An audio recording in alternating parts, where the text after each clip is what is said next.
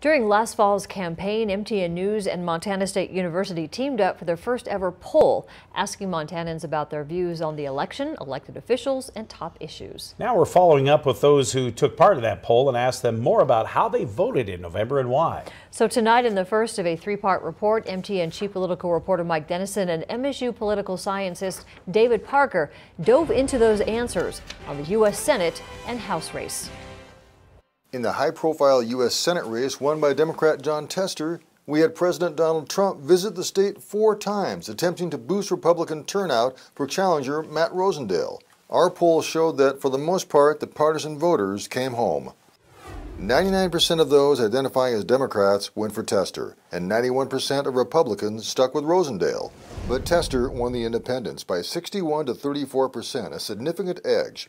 We also asked voters whether their choice was influenced by President Trump or the divisive hearings on Supreme Court nominee Brett Kavanaugh. 45% said their choice was not related to Trump.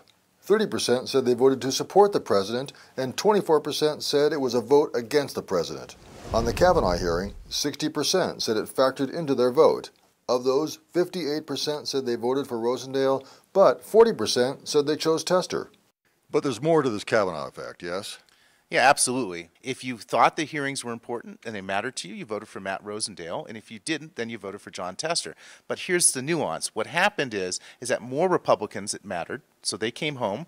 A lot of independents, it didn't really matter so much, and overwhelmingly those independents went for Jon Tester. And I think that was really key here in the race. The Kavanaugh hearings had an effect to get Matt Rosendale's base back in line where he needed to be.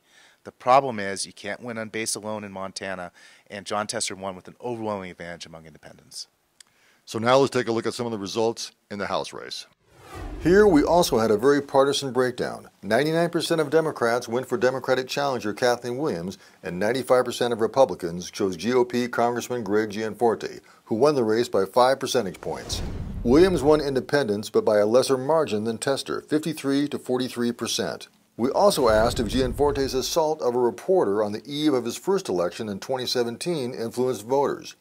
56% said not much or not at all, and they mostly voted for Gianforte. 73% of Republicans said it didn't influence their vote at all, and 83% of Democrats said it did. But we also had a Trump effect in this race, didn't we?